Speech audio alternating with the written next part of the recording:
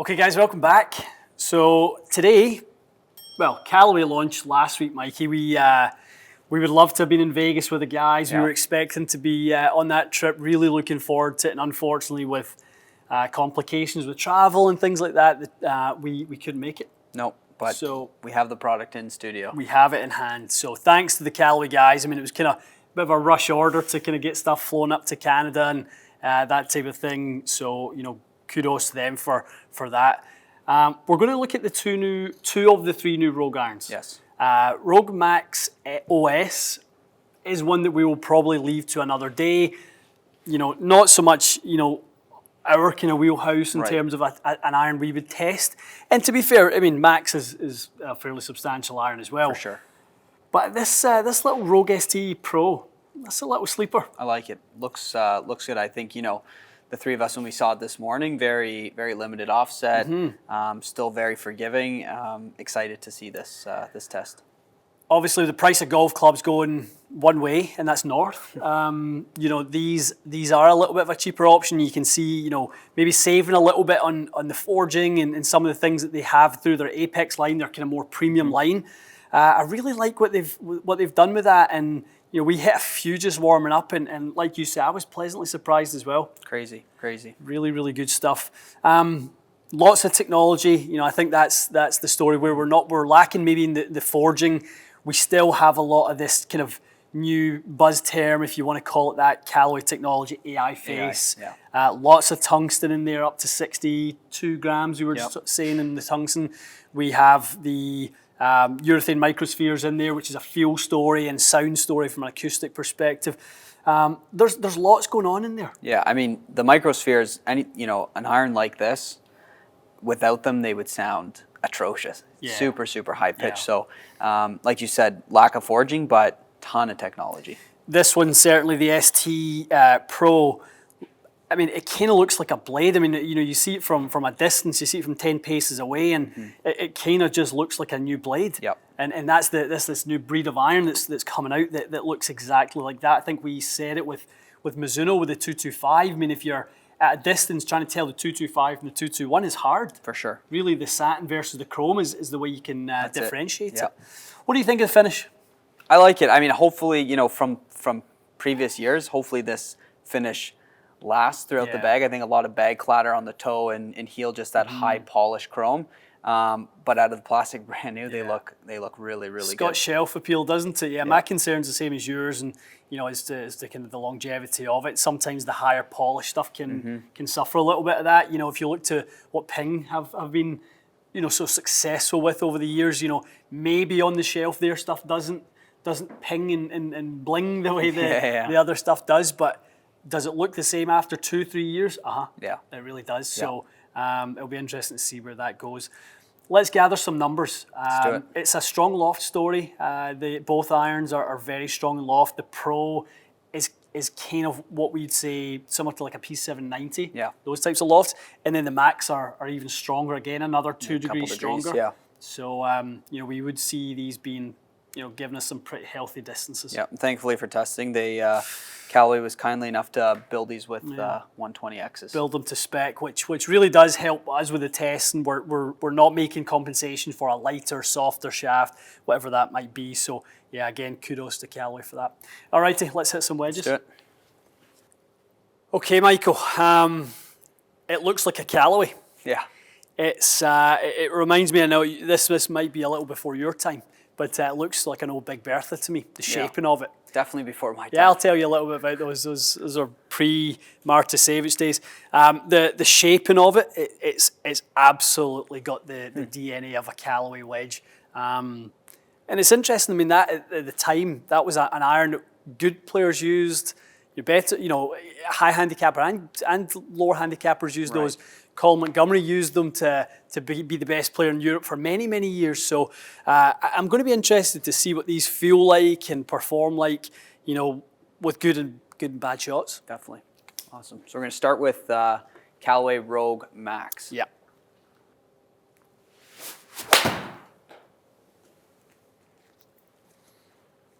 We might have to move that green a little bit just because that loft's so strong. Maybe like a 140. Okay.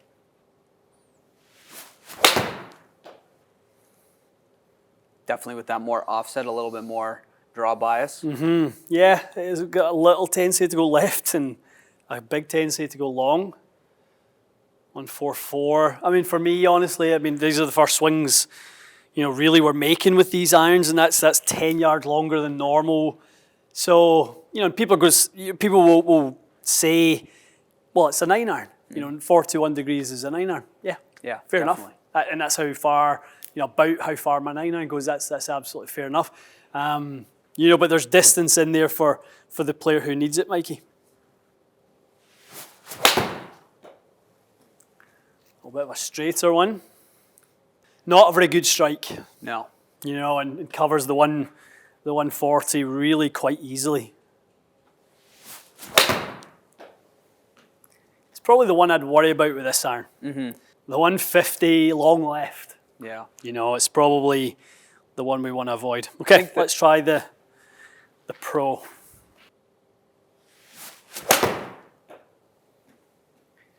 Just a really nice iron. Yeah, good strike. Good.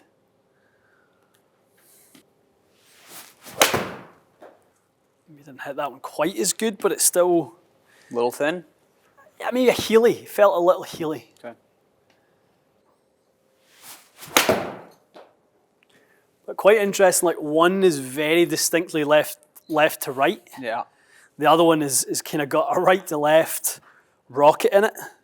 And from back here, the sound of an iron, especially that material like P790, the new, King Forge Tech, and this sounds like a player's iron. It's really solid. Yeah, there's no like high pitch, clackiness to it. No, not at all.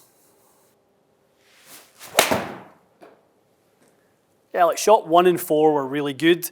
Shot 2 and 3 not so good, and yeah. Really good performance. Really nice. Okay. And there's your 2 degrees in loft difference, right? Yes, I mean loft difference, obviously huge spin difference. I mean, probably shows more difference than the 2 degrees of loft. 7 yards, 900 RPMs of spin. One, as we said, left. The other one kind of more to the right.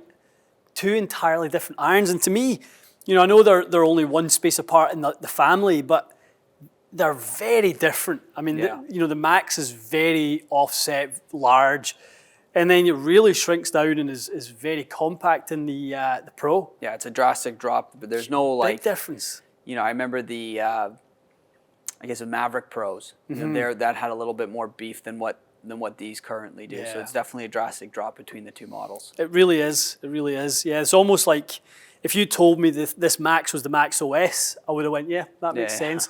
It's almost like there could be a mid-iron between Max and Pro. All right, let's hit some 7s, expecting these to be a little fiery. Probably 180-ish.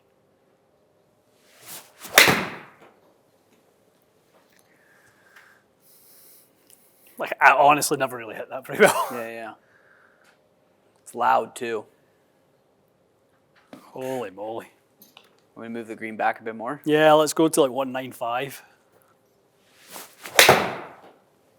Probably the best. It's a good strike. Best one yet, strike-wise. And 192 on the fly.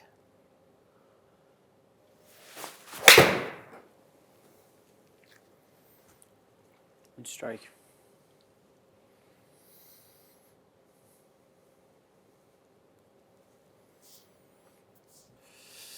Okay, I think we're going to have to move a little closer. I don't expect the Pro to have that horsepower. Like maybe, 7. No, like 80. 80 should be fine. It's still quite a strong 7.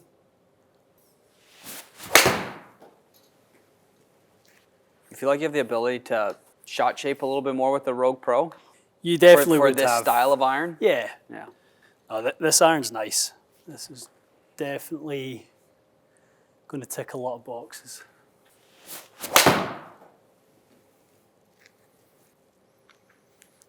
It's fine. One more? Yeah, one more. So it's more like a 175, isn't it? Yeah.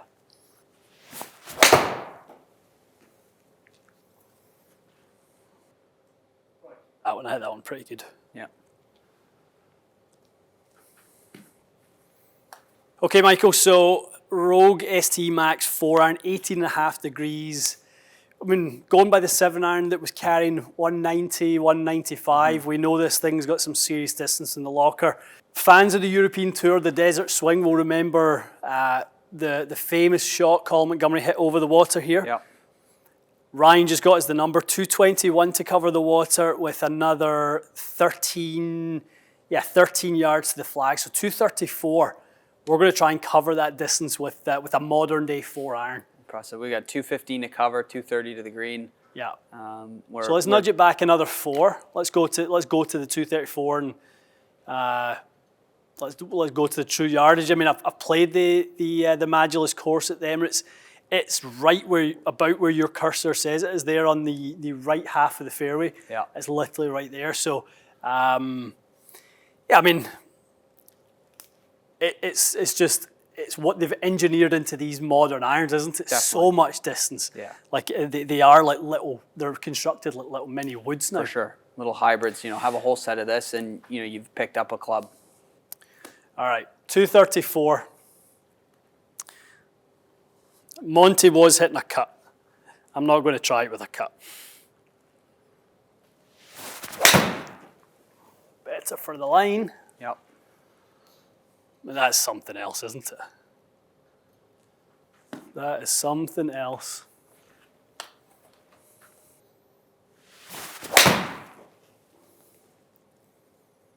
Into the fat part of the green, Michael, 234. Yep. Safe. I mean, a bit of a bailout, but I mean, that's obscene to be able to bail out and still cover it from that yardage. Yeah, 233 233. carry. Strike. Yes, I mean, it's an easy 4-iron to hit, it really is. And those are covering about 230. Yeah. A little down the left side. Performing like a driving iron. It is, it really is. And you see that with some people. I mean, I think Ricky put, a Cobra 4-iron in the bag a few years ago and he used it as a driving iron. Yep. It is an option. We go to these launch events now and apparently at the TaylorMade launch event, Tommy Fleetwood and Matt Wolff took themselves off the side and were hitting the new Stealth 4-iron. Wolff was carrying it at 260. It's crazy. Yeah. It is crazy. They're barely irons anymore. Yeah. Barely irons. Okay, let's hit the Pro. More of the conventional. These are a great looking set of irons. Yeah, it's I mean, they are so nice. limited offset. It's a really, really clean looking set of irons.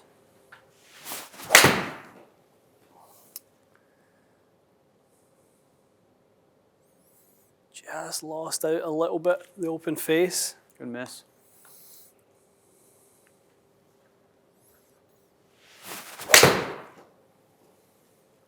Better one. That's some height, isn't it? Yeah. So more of the normal number, 4-iron number, that was 214 normalized there, 4,000 spin, 138 ball speed.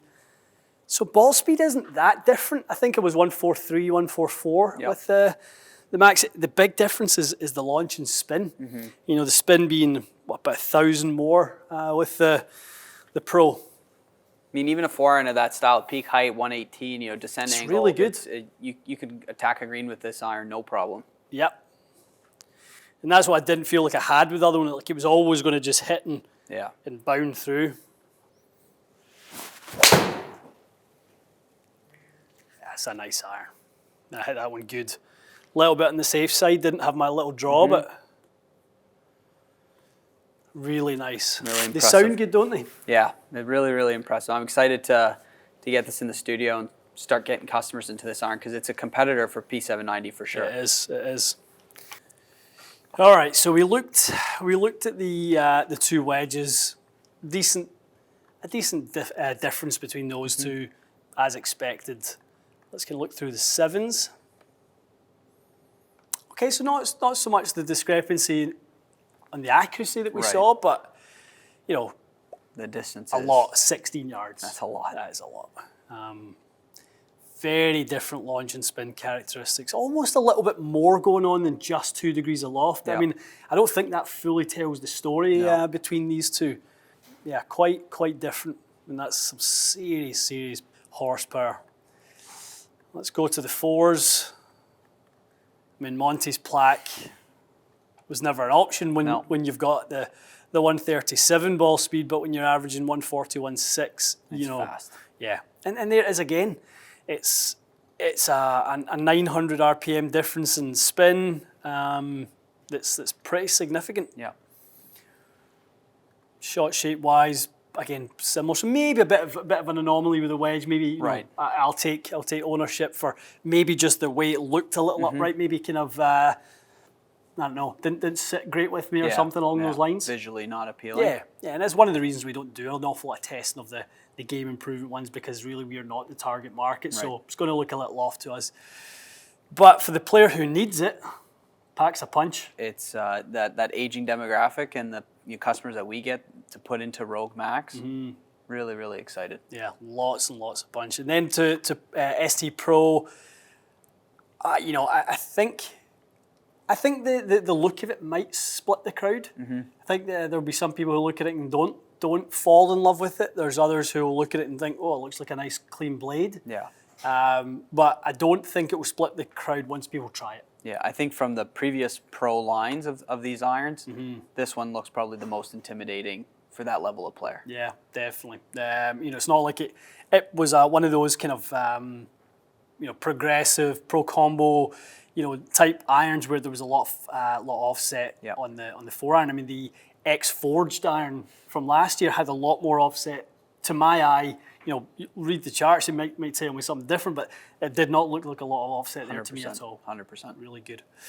Okay, guys, something there for two very different crowds. I think that the players looking at having a little bit of help in sort of tech and forgiveness with the Pro, and then there's just all-out power and sort of forgiveness with the Max. Definitely something in there for everyone. We did get the Max OS, but I think we made the decision to reshaft those and maybe have Ronnie hit them, or Cynthia, or you know, someone who's going to probably do them a little more justice. For sure. That'd be good. Okay, guys, stay tuned for more. We'll see you again soon.